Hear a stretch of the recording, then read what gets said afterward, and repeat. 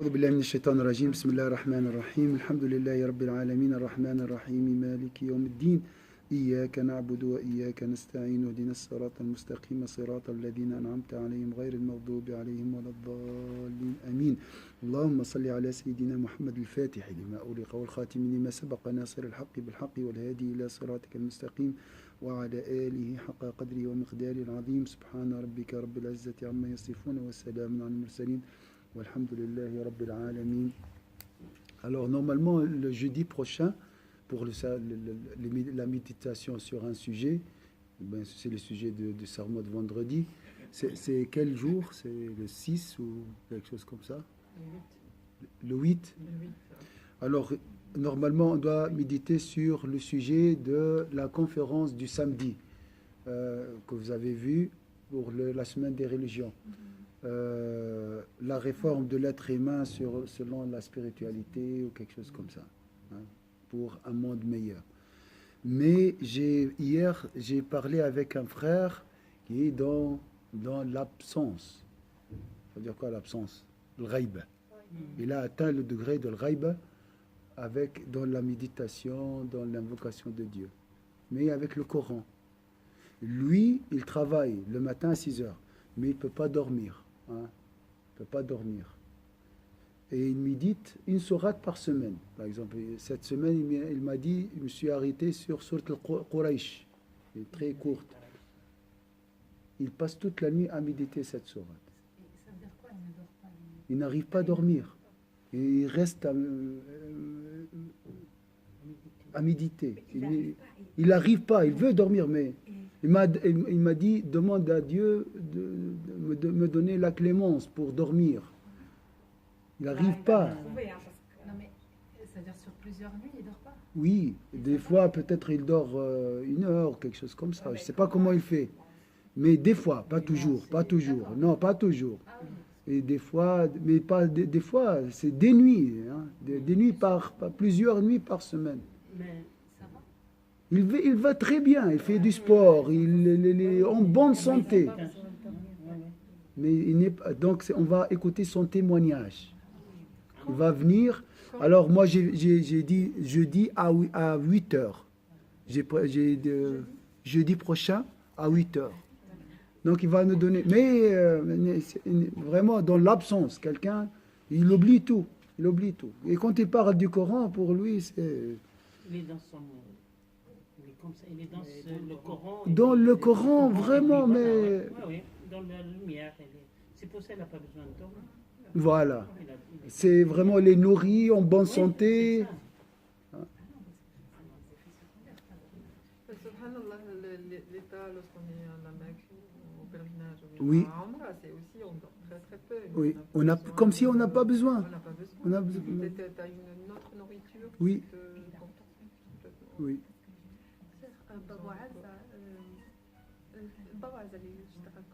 Il me dit, il n'arrive pas à fermer le Coran. Il dit comment je vais le laisser si lui il me laisse jamais. Voilà. Et lui vraiment, cette personne je la vois, c'est comme ça, c'est toute la journée. Si c'est pas pour sa femme et pour ses enfants pour aller manger avec eux ou pour la prière à la mosquée, il laisse pas faire. Voilà, ça prouve qu'on peut arriver à l'état de l'absence. Tu oublies toute chose en dehors de ce que tu aimes. Le cher, c'est quelqu'un qui est arabe. Pas du tout. C'est ça, c'est un Sénégalais, il médite en français. En français. Alors j'ai dit, tiens mon arabe, tiens, donne-moi une goutte de ce que tu as. Tiens l'arabe et tout.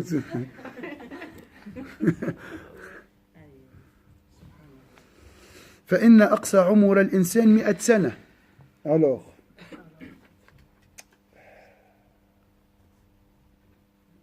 vous allez voir, Inch'Allah.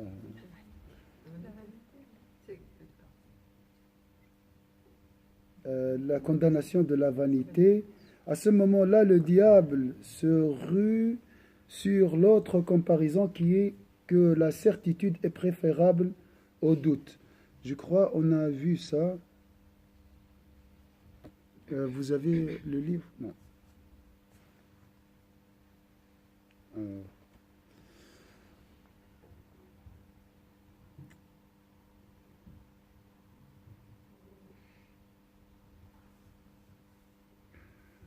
parce que j'ai pas mis le post-it au bon endroit.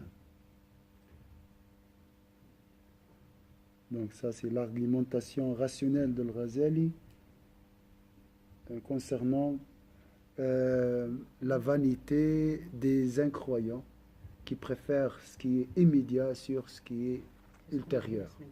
Oui. Alors, je vais lire un peu, après voir en français, après voir si je peux trouver l'endroit.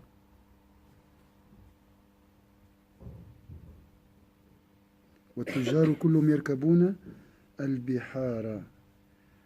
Alors, l'amertume du médicament sans moindre comparé. Est-ce qu'on a parlé des médicaments amers? Non. Ce qui est présent est préférable à ce qui viendra plus tard. A voulu dire que ce qui est présent est préférable à ce qui viendra plus tard, qui est son semblable, même s'il ne le dit pas ouvertement. Oui, on a dit ça. On avait vu l'exemple de quelqu'un qui nous a dit, même si c'était un exemple sur si la chose d'après c'était des pierres et maintenant c'est l'or, je choisirais les pierres. Oui. On était sur, il y en a qui choisissent, qui veulent mourir pour connaître Dieu. Hein? Pour connaître Dieu là-bas, il y en a qui choisissent vivre longtemps pour connaître Dieu sur terre. Il y en a, on était dans Oui. ce... Oui, oui. Les jours de patience sont peu nombreux, puisqu'ils s'achèvent avec le terme de la vie, comparé à ce que l'on dit de l'au-delà. Si ce qui est dit sur l'au-delà est faux, seule la jouissance durant les jours de ma vie m'échappera. Subhanallah. Il a la force de l'empathie, de se mettre dans le cerveau d'un incroyant. Et c'est Hazm. C'est pourquoi vous voyez, l'écriture, elle est très très petite, pas comme dans les autres livres. Tu te perds facilement. فكأن واحد بل يأخذ ما لا نهاية له ولا حد وإن نظر من حيث نظر الدنيا مكدرة.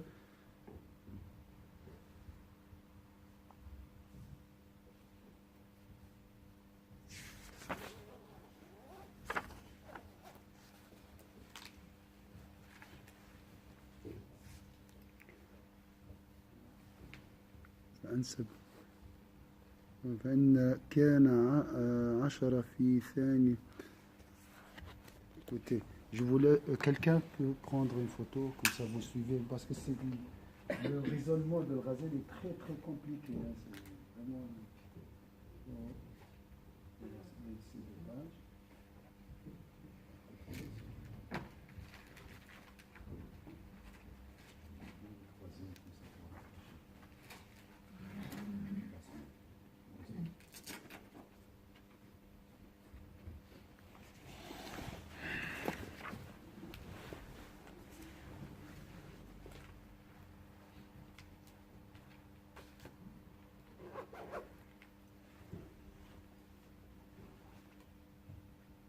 C'est une vanité d'origine laquelle l'acceptation d'une forme est gênée. Toujours.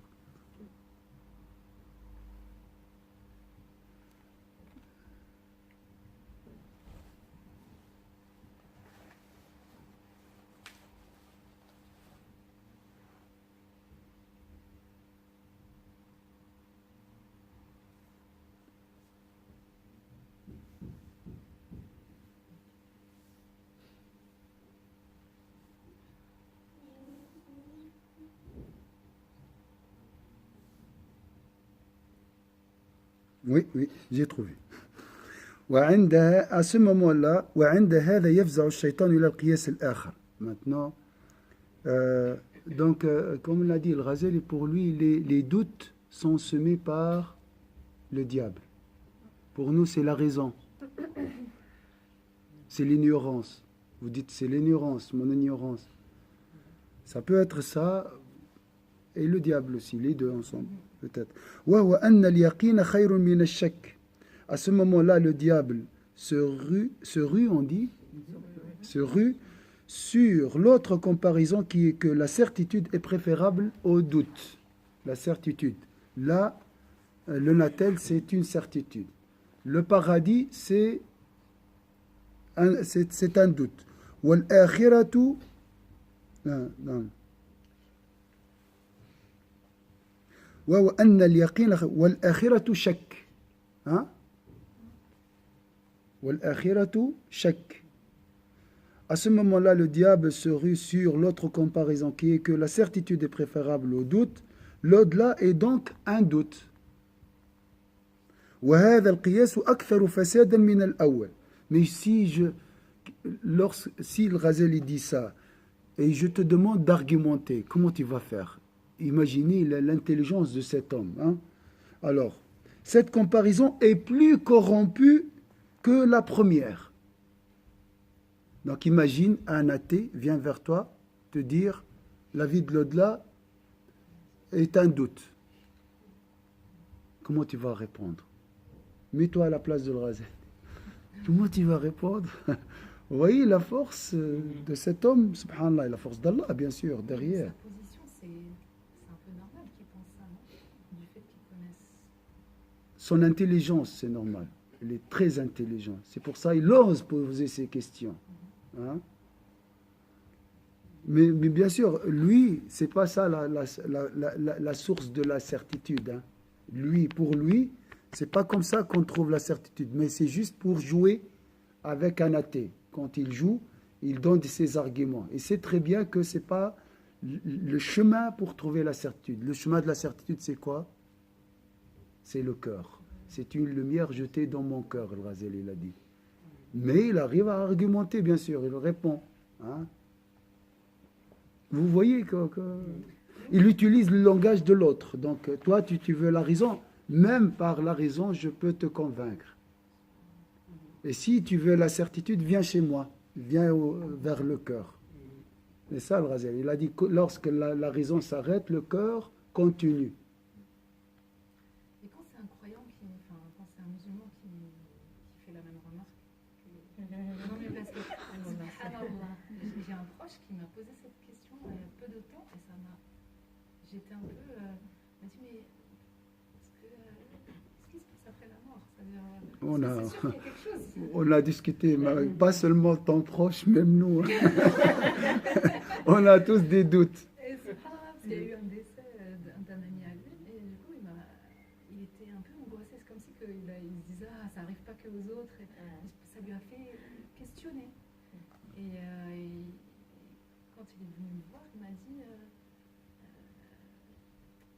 mais est-ce qu'il y a vraiment quelque chose après la mort? Quand on meurt, qu'est-ce qui se passe? Et en fait, moi, ma réponse c'était peut-être parce que tu lis pas assez en fait. C'est-à-dire que on est entre guillemets musulmans de cœur, mais si on se met pas à lire, à apprendre quel est le chemin de l'âme après la mort, qu'est-ce qui se passe, c'est pas que ça, mais bien sûr qu'on va être vide et du coup on va rester dans une ignorance qui fait qu'après le profite aussi et on se questionne sur des choses jusqu'à que le doute grandisse. Enfin, moi je l'ai vu en tout cas comme ça. Alors la lumière, c'est quoi la lumière? Elle fait quoi? Quel est l'effet de cette lumière qui descend dans la poitrine? Le prophète a expliqué. Ça dévoile le cœur. Elle ouvre la poitrine. Donc, dans cet atome de lumière, on peut imaginer l'amour. Quand tu aimes Allah, tu ne peux pas avoir des doutes sur lui. Et l'islam, par tradition, ne nous donne pas cette réjouissance. C'est le dhikr qui te donne la réjouissance.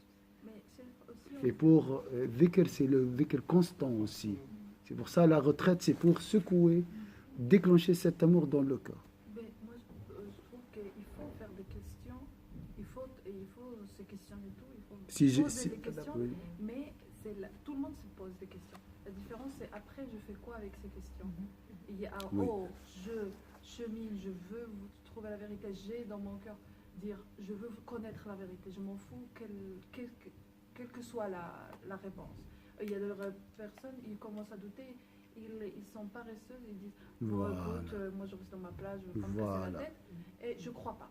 Oui. Tu t'as même pas Oui, trouvé. oui. Là, c'est des doutes vraiment démoniaques. Hein. C'est des doutes des paresseux qui ne veulent rien faire.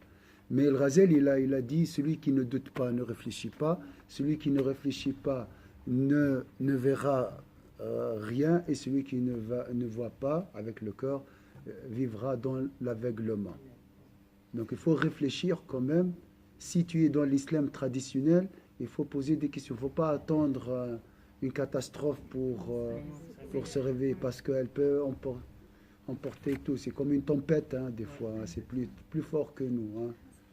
Je pense que L'islam traditionnel ne résiste pas aux doutes. Hein. Et aujourd'hui, on vit dans les doutes. Donc, vous voyez, c'est la situation des musulmans. c'est Ibrahim qui a posé la question. Donc, poser les questions. Ça, c'est poser des questions, c'est pour dans les degrés de, il veut passer d'un degré à un autre, d'un degré de certitude à un autre. Mais c'est-à-dire la certitude, c'est-à-dire la foi, elle est là. Mais c'est-à-dire tu demandes à Allah de te montrer Oui. du chemin. Et subhanallah, quand tu demandes, tu reçois. Tu reçois. Et si tu demandes pas, tu reçois pas. Mais Oui. effectivement, il faut pas, ça part quand même d'une certaine Voilà. conviction. Alors, je prends pour comparer la situation de Sayyidina Ibrahim, parce qu'il y a des gens qui comprennent. Ils pensent que Sayyidina Ibrahim, que les gens mesurent les prophètes à leur niveau. Le niveau. Alors, Sayyidina Ibrahim, Samira, elle invoque Allah, elle prie sur le prophète 3000 fois par jour. Hein? Mais elle demande à Allah de voir le prophète, sallallahu alayhi wa sallam. Vous voyez, elle cherche un degré plus haut dans la connaissance, pour aimer plus. Comme Sayyidina Moussa, quand il a demandé, Arini anzur ilayk, montre-moi, je veux te voir. Donc, tu vois, c'est légitime, Allah lui a dit. Donc, on peut demander de voir Dieu. Imaginez ce degré. Donc, vous voyez, il a vu une manifestation, il n'a pas vu Mais Dieu. le seul livre religieux qui invite à la réflexion, c'est le Coran. Il dit tout le temps, vous allez suivre vos parents sans réfléchir, vous allez faire comme ça sans faire, vous allez... Dans le Coran, c'est tout le temps, il te dit, tu vas suivre la religion aveuglement. Et Ibrahim, avant d'être... quand il était petit, il voyait le soleil, il dit, alors, c'est ça mon Dieu. Il se demandait, c'est ça la lune, c'est les étoiles, c'est on doit Réfléchir, méditer, poser des questions. Et là, on est dans une religion où il nous impose, même quand on va lire et tout ça, mais toi, tu n'es pas dans ce niveau pour... Peut-être, je n'ai pas le niveau pour avoir la réponse.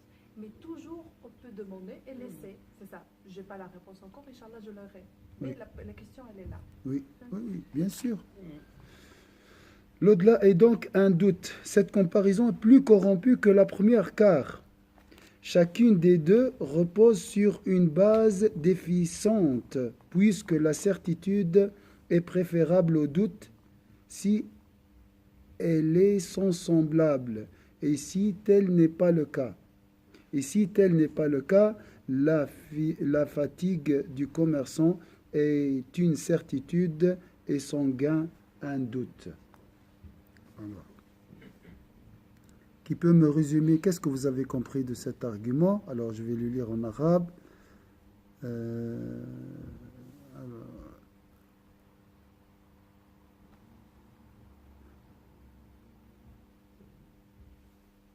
وهذا أكثر لأن كلا أصليه باطل. Donc pour l'argument, chaque argumentation a des bases. Hein? Elle se base sur des idées. Hein? إذ اليقين خير من الشك إذا كان مثله. Alors je répète ici, c'est très, on veut avancer, mais c'est très difficile, hein? Très difficile de comprendre. Cette comparaison est plus corrompue que la première, car chacune des deux repose sur une base déficiente, puisque la certitude est préférable au doute si elle est sans semblable. Donc, vous avez compris? Doute, certitude. Ils se ressemblent, la même chose. Si c'est la même chose, C'est moi je préfère la certitude. la certitude. Et si tel n'est pas le cas, la fatigue du commerçant est une certitude et son gain un doute. Est-ce que vous avez compris ça? Attends. Juste répéter. Alors, la fatigue du commerçant, c'est une certitude, hein, et immédiate. Maintenant, je suis fatigué. Le gain, c'est pas sûr, Non, c'est sûr. hein. Donc,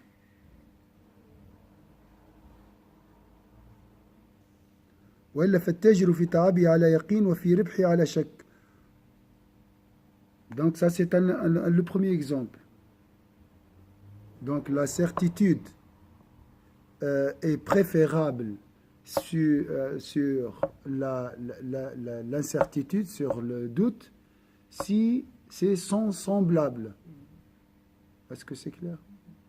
La fatigue, elle est inférieure au gain. Vous voyez? Donc, c'est faux. On ne peut pas dire que la certitude est meilleure que le doute. Hein? Si c'est la même chose, oui. Qu'est-ce que tu veux dire par si c'est la même chose? Oui. Alors, un livre immédiat. Maintenant, j'ai gagné ça immédiatement. Et un livre dans 2 semaines. Tu préfères quoi? Un livre maintenant, immédiatement, c'est ça. Donc, la fatigue comparée au bénéfice ou bien à la richesse, elle est inférieure. Donc, dans ce cas-là, on préfère ce qui est incertain, doute, sur la certitude.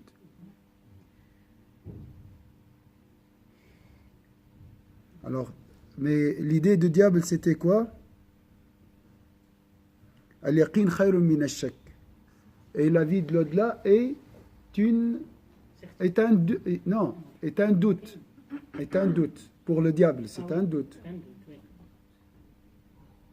Alors, comment vous trouvez dans cet argument?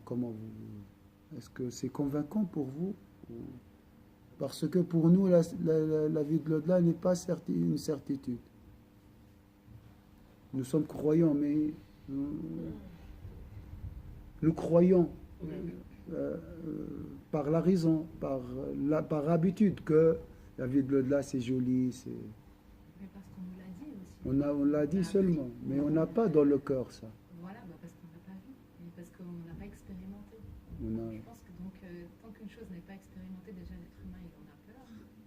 Ou pas, ça dépend. En plus, tu me demandes de prendre le risque de sacrifier ce qui est immédiat pour quelque chose que j'ai jamais vécu. Vous voyez? Il faut avoir le cœur clair. Oui. Le cœur doit bien clair pour être sûr. Mais ça n'empêche au fond de nous. Ça n'empêche qu'on Oui. se dit ça, c'est par habitude, c'est par éducation et tout. Mais au fond de nous, tout au fond, il y a une lumière quand même. Oui, ça Il y a une c'est lumière. ça, Moi, ça, je c'est suis sûr. sûr et certain Ça c'est que sûr. tu dis maintenant, je vais faire du bien et je ferme mes yeux et c'est pour au-delà. Et Oui. ça, tu le dis de cœur. Oui. Parce que tu y a des choses qu'on fait sans qu'on le dise à personne. Parce qu'on a, tout au fond, on a quelque chose. Mais c'est une bougie très faible. Oui, mais il faut quand même qu'on la rallume, qu'on souffle dessous pour qu'elle soit Ouais, plus ça, forte. c'est Mais vrai. il y a Ah. quand même quelque chose. Il y a Quelque quand même chose que- qu'on fait, qu'on dit, non, ça ne m'intéresse pas cette terre, c'est ailleurs. Parce qu'il y a quelque chose quand Oui, même. parce qu'on souffre. Non, ça c'est une autre chose. Quand on souffre, on préfère la vie de l'au-delà. Oui, on souffre, mais il y a quand même beaucoup de choses qui nous montrent que quand même derrière tout ça, ce qu'on vit, il y a quelque chose de plus fort. Oui, ça il y a ce Il y a pressentiment. ce pressentiment. C'est C'est juste. juste. Nier qu'on dire que c'est parce que l'éducation, parce que au début oui, mais maintenant qu'on commence à chercher, qu'on commence à se poser des questions, des fois tu restes une demi-journée devant un arbre, tu sautes, tu rentres chez toi, tu rentres tout heureux parce que Ouais. tu as vu des choses que tu n'avais pas l'habitude de les voir. Et moi, je trouve qu'il y a quelque chose. Oui, ça c'est vrai. En réalité, il ne faut pas détruire tout. Il ne faut pas dire que j'ai rien. Non. On a On n'a vraiment. pas. Et le diable essaie de cacher ici. Parce qu'on était au paradis. Donc on connaît bien le paradis. On a la mémoire. Dans la mémoire du cœur, le paradis. Et tout le monde aime le paradis. Même les athées, quand ils parlent de paradis, c'est un paradis. وإلا فالتاجر في تعبه على يقين وفي ربحه على شك. Quant à celui qui étudie la loi, il est certain de son effort, mais dans le doute quant à l'accession au rang du savoir. Est-ce que c'est clair ici? Donc, elle est fatiguée. Moi, je disais, le style de comment c'est écrit, c'est pas évident. C'est pas évident, non? C'est pas un français très accessible. Oui. Donc il est fatigué maintenant, mais il n'est pas sûr qu'il va réussir. Donc la réussite, c'est un doute. L'effort, c'est une certitude. Donc on ne peut pas dire que la certitude est préférable sur les doutes si ce n'est pas son semblable. وفي إدراك رتبة العلم في شك والصياد في تردده في المقتنص على يقين وفي الظفر بالصيد على شك. Il donne le chasseur qui est aussi certain qu'il traque sa proie alors que le succès de la chasse est incertain. C'est la même chose, hein? Il donne des exemples. Voilà, c'est pas sûr. Mais quand même on a la certitude. On veut travailler, on le fait. Hein? Mais là, je peux répondre par être, parce que j'ai vu quand même d'autres chasseurs qui ont réussi. J'ai vu d'autres étudiants qui ont réussi. J'ai vu aussi d'autres, d'autres commerçants qui ont sacrifié du temps et des efforts, et à la fin, ils avaient reçu des gains. Mais par contre, la vie de l'au-delà, Chir. La vie de l'au-delà, il n'y a personne qui est revenu pour m'informer qu'il y a du paradis, je peux voir mon père là-bas et vivre. Non. Ça, on va voir, peut-être il va répondre. Pour à quelqu'un qui me dit, par exemple, cette phrase, moi j'entends souvent des gens qui me disent, mais quand je commence à parler de la vie de l'au-delà, du paradis, tout ça, j'entends tout le temps des gens qui me disent, personne n'est venu pour nous dire. C'est avec le cœur, ma soeur. Ou bien avec ces arguments. Mais ces arguments, c'est vrai, ils peuvent calmer des questions et ils peuvent réveiller aussi des doutes. C'est lui-même l'a dit, le Razali, ça. Il y a des réponses quand même, mais elles ne sont pas totalement convaincantes. La raison est incapable de nous donner une connaissance certaine sur l'invisible. Impossible. C'est avec le cœur. C'est avec le cœur. Est-ce que vous avez des doutes sur le prophète? Jamais. Pourquoi? Parce que vous priez beaucoup sur lui. C'est par le cœur que tu arrives à voir la certitude invisible, la réalité invisible. Qu'avec le cœur. Avant la prière sur le prophète, tu étais neutre. Oui, le prophète existe, au revoir, mais je ne veux pas parler de ça. C'était comme un tabou, parce que c'est... Alhamdoulilah. Donc, c'est aussi la même chose pour la vie de l'au-delà, le paradis. C'est un cheminement. Il faut creuser. Hein? La réalité, elle est dans le cœur.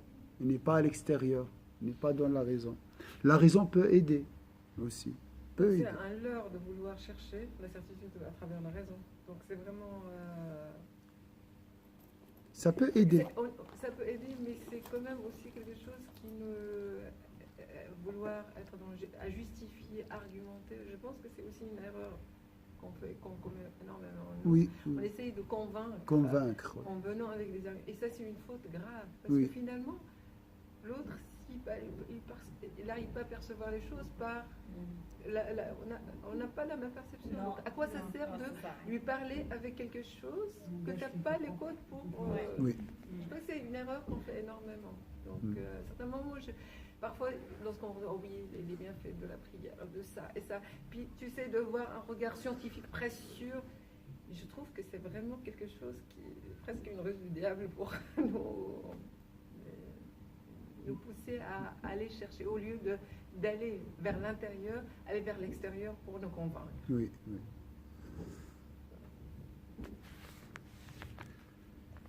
وكذا الحزم دأب العقلاء بالاتفاق وكل ذلك ترك لليقين بالشك ولكن التاجر يقول إن لم أتجر بقيت جائعا وعظم ضرري وإن اتجرت كان تعبي قليلا وربحي كثيرا.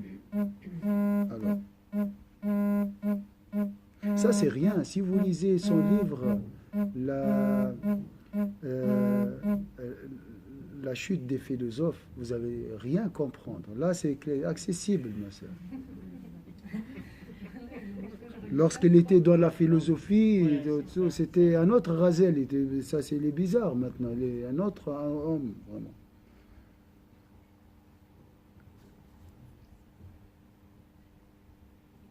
C'est pourquoi le jugement... Alors, le chasseur, on a fini ça, oui. C'est pourquoi le jugement ferme et résolu est le propre des hommes sages, et tout cela n'est que délaissement de la certitude au profit du doute. Cependant, le commerçant dira, si je ne fais pas de négoce, je resterai affamé et mon mal augmentera. Si par contre je fais de négoce, ma fatigue sera moindre et mon gain important. Ainsi en est-il du malade qui prend son médicament reposant et désagréable alors qu'il est incertain de sa guérison et sûr de l'amertume du médicament. Donc l'amertume du médicament est une certitude. La guérison, c'est un doute. Il dit cependant, les maux causés par l'amertume du médicament sont moindres comparés à la peur que m'occasionnerait la maladie et la mort.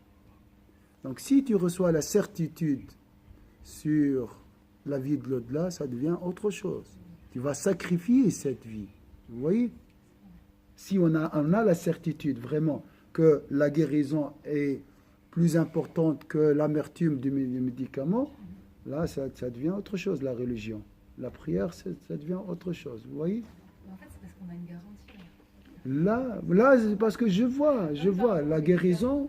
Si c'est obligatoirement qu'il va guérir, même si l'amertume du médicament, il va quand même le prendre avec cœur. Voilà. Et l'au-delà, je pense que c'est pareil. Si on avait la certitude de la vie après la mort, on serait en train de tout sacrifier pour y arriver. Voilà. Donc on n'a pas la certitude. On a une croyance tiède. Une croyance tiède. C'est vrai, ça, c'est ça. Théorique, voilà. ولكن التاجر يقول إن لم أتجر بقيت جائعا وعظما وإن تجرت كان المريض يشرب الدواء البشع الكريه وهو من الشفاء على شك ومن مرارة الدواء على يقين ولكن يقول ضرر مرارة الدواء قليل بالإضافة إلى ما أخاف من المرض والموت فكذلك من شك في الآخرة.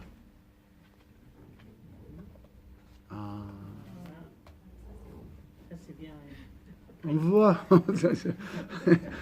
Je suis un peu désespéré de moi. Que mon cas. Je ne pense pas qu'il peut me convaincre. C'est tellement... Oui, parce que voilà, 40 ans, tu vis dans suivisme comme un mouton. Oui, de ce fait, celui qui doute de l'au-delà doit absolument dire, au vu du jugement ferme et résolu, les jours de patience sont peu nombreux, puisqu'ils s'achèvent avec le terme de la vie comparé à ce que l'on dit de l'au-delà. Si ce qui est dit sur l'au-delà est faux, seule la jouissance durant les jours de ma vie m'échappera. Je ne sais pas si c'est convaincant pour vous, mais c'est convaincant pour moi. De toute façon, ça c'est, on appelle le défi de Pascal aussi. Il a fait le même défi. Hein. Il a dit, et c'est le Ma'ari aussi, il a dit. Donc il parle avec un athée. D'accord. Maintenant on va calculer les gains et les pertes. Moi, je crois à la vie de l'au-delà. Je vais perdre quoi? Comparé à toi, tu vas gagner les gains d'un athée et les pertes d'un croyant. Voilà. Hein? Lui, il va perdre sa vie d'ici-bas, mais pour gagner l'au-delà, l'athée gagnera juste sa vie d'ici-bas. Est-ce qu'il va gagner déjà la vie d'ici-bas? C'est pas sûr. Et moi, qu'est-ce que j'ai perdu? J'ai pas bu de l'alcool, j'ai pas mangé du cochon. Qu'est-ce qu'il y a d'autre? J'ai pas fait haram. Quelle est la différence? Il y a des athées qui font pas déjà, qui mangent pas de... Voilà. Donc là, on est égaux. Et après, moi, même si c'est incertain, quand même, j'ai pas pris le risque. Lui, il a pris le risque. Donc, de toute façon, il va pas gagner. Moi, je peux gagner. Ouais, si on calcule comme ça. Hein. Oui. Non, par rapport... Enfin, souvent, par rapport à un athée, il va vous dire, moi, j'écoute mes désirs, j'ai une vie qui est beaucoup plus remplie et joyeuse que la tienne. Oui, comment? C'est pas sûr. C'est pas sûr. Non, mais là, je vous dis, si on dialogue avec un athée... Oui, mais viens, on va voir. Qu'est-ce que tu profites? L'alcool, c'est le haram, on voit les conséquences. C'est-à-dire qu'il y a moins de limites, ils sont moins limités, donc pour eux, c'est la vie éphémère, c'est-à-dire il n'y a pas quelque chose qui les retient. Oui, mais même ça, bon. Après, il y en a aussi qui ont une vie très... Mais il a pris le risque de perdre tout. Hein? Et moi, je vais perdre, supposons j'ai pas bu, j'ai pas mangé, j'ai pas fait rien, d'accord? Mais c'est juste, c'est négligeable par rapport. À ce qui pourrait nous arriver après la mort. Et il y a un autre argument aussi. Oui, comme ça. Si, supposons qu'un fou ou bien un enfant vient te dire tu as un scorpion dans ta poche, tu vas faire quoi? Tu vas prendre le risque de dire non, c'est un fou. Tu vas vraiment te débarrasser de ton pantalon. Hein? Bien sûr, parce que c'est grave. C'est grave. Je ne vais pas mettre ma main dans ma poche hein, pour vérifier. Je vais enlever l'habit. Hein? Ou bien, elle va te dire, attention, il y a du feu dans l'autre chambre. Tu ne vas pas ouvrir la porte, hein, même si c'est un fou.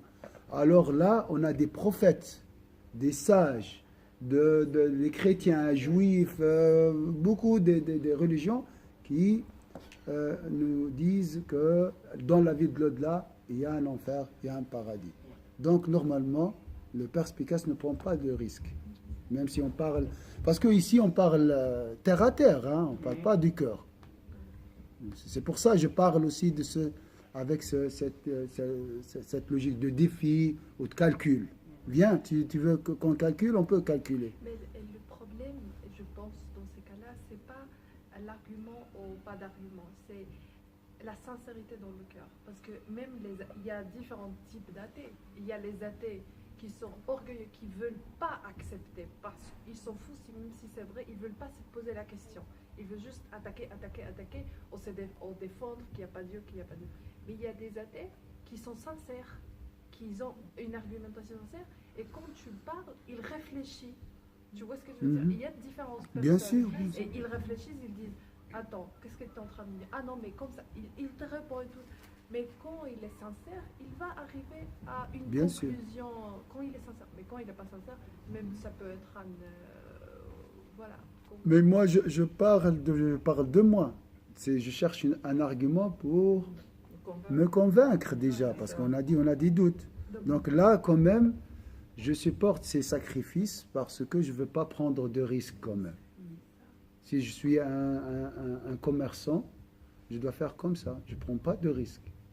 Donc, la différence, c'est pas être croyant ou pas croyant, aucune religion, sinon, c'est sincérité dans notre cœur. Si on veut savoir, on veut Ah, pas savoir. si on est dans la recherche, on va arriver, ça c'est Voilà, sûr. c'est ça. Donc, Ça c'est sûr, oui, ça c'est sûr. Mais là, c'est de la vanité. Hein? Il ne veut pas chercher, il veut profiter du moment présent. Voilà. Je vais finir juste là parce qu'après, il va parler d'un autre. Alors, mais là, c'est convaincant. Pour moi, c'est convaincant. Mais il n'a pas parlé encore. Il n'a pas argumenté comment je suis convaincu. On a convaincu Le titre parce du que livre en arabe, c'est quoi? La condamnation de... Dhamm al-ghurur. Le ghurur. Le ghurur. il n'a pas dit que. Il n'a rien dit, mais on a parlé, c'est pas quoi. D'accord, mais je suis convaincu quand même. فكذلك فيجب عليه بحكم الحزم أن يقول oui, il a dit qu'il nous a donné l'étincelle. أيام الصبر قلائل. De toute façon, c'est pas grave. Hein? قلائل. وهو منتهى العمر. بالإضافة إلى ما يقال من أمر الآخرة. La vie, là, ils ont dit, hein? Supposons, disons, les fous, là, ils ont dit que c'est éternel. Quand même. Hein? فإن كان ما قيل فيه كذبا. Maintenant, supposons que c'est des mensonges. فما يفوتني إلا التنعم أيام حياتي. Donc c'est vraiment, je vais perdre quelques jours de réjouissance éphémère. Hein, c'est ça. Je vais perdre voilà, une réjouissance et un plaisir éphémère. Si c'est faux, hein? Si c'est faux. وقد كنت في العدم من الأزل إلى الآن لا أتنعم. أحسب أني بقيت في العدم. Avant, ça j'ai pas. وقد كنت في العدم من الأزل إلى الآن لا أتنعم. Supposons depuis le néant jusqu'à maintenant, j'ai pas goûté une réjouissance. Alors, je vais continuer comme ça jusqu'à la fin de ma vie. C'est pas grave. Alors que c'est pas vrai. On a vécu des moments de réjouissance. Hein? وإن كان ما قيل صدقا فأبقى في النار أبد الأبد. Ici c'est vrai, je vais demeurer éternellement dans l'enfer. Donc ça va pas. Hein? وهذا لا يطاق. Et ça, je ne peux pas le supporter. Donc je peux supporter quelques difficultés, hein? Alors qu'en réalité, toutes les prescriptions, comme c'est marqué chez Ibn Attal, toutes les prescriptions divines, tout ce qui est contrainte, en réalité, c'est un paradis. C'est Ibn Attal qui a dit ça. C'est un paradis. Les privations, tout ça, c'est pour nous libérer, hein, en plus. Mais on va suivre cette logique. Hein. ولهذا قال علي كرم الله وجهه لبعض الملحدين إن كان en fait c'est le même défi de Pascal dit par الرهان يسمى الرهان par سيدنا علي إن كان ما قلته حقا فقد تخلصت وتخلصنا. Pour lui, la dunya, l'épreuve, ce qui est plaisir pour toi, c'est une prison pour moi. وإن كان ما قلناه حقا فقد تخلصنا وهلكت. Alors Sayyidina Ali, il est plus intelligent. Il a dit, supposons que c'est ce que nous disons est vrai. Est-ce que tu as dit c'est vrai? Hein? Alors, dans ce cas-là, toi, t'es libéré, t'as profité, et nous aussi. Donc les deux, on a gagné. Parce que j'ai profité, moi j'ai mangé, tu as mangé, hein, quand même. Hein. Moi je ne suis pas dans une prison où ils me jettent la nourriture comme un chien. Non, je vis, alhamdoulilah. Quelle est la différence entre nous? Alhamdoulilah. Hein. Donc, et deuxième, et si c'est ce que nous disons est vrai, et dans ce cas-là, nous serons libérés et tu vas perdre dans la vie de l'au-delà. Sa réponse, elle est Hein? Non, Cham, je n'étais pas convaincu. Moi, j'avais déjà eu une discussion avec un ami à moi qui est musulman, il m'avait donné cet argument et j'ai détesté. Hein? J'aime pas le fait de dire. Ça me met plus le doute, moi. Ouais, moi, ça me met plus le doute. Tu vois? Ce type d'argument, ça veut dire dans le fait que. Ça veut dire, si on dit. C'est-à-dire on cherche vraiment pas réellement. Je sais pas comment expliquer. Oui, mais c'est Moi, je pense que le Razali, après, il va avoir une autre discussion plus poussée. Là, je pense, là, c'est vraiment pour. Terre à terre, ça, c'est la raison. C'est pas la raison. C'est pour même une personne qui n'a pas. Je sais pas comment expliquer ça. Oui, une personne qui est dans la vanité. Voilà. Je pense Oui, que oui. c'est réellement pour C'est une quelqu'un personne- qui cherche le profit. Ouais. Donc là, tu dois descendre à son niveau. C'est pas quelqu'un qui est sincère. Là, on parle d'un incroyant vaniteux qui cherche, Voilà. il veut être athée pour profiter de la vie. Parce qu'il est paresseux, il ne veut pas faire un effort. Donc, il ne cherche pas. Non, c'est vrai, tu as raison. Mais dès le début, il a parlé de ça. Là, on ne parle pas de l'existence de Dieu ou bien l'existence de la vie. Non. Non, comme on a dit, c'était pour l'existence du paradis. Moi, c'est pour ça que j'ai dit. Oui, non, ça ne peut pas être utile avec tout le monde. Tu ne vas pas dire que ça, c'est... Parce que comme tu as dit, il y a des athées qui ne sont pas paresseux, qui cherchent la vérité, qui ne cherchent pas à profiter de plaisir. Attention, mais il ne faut pas... tu as raison. ومن قال هذا عن شك منه في الآخرة ولكن وما قال هذا عن شك.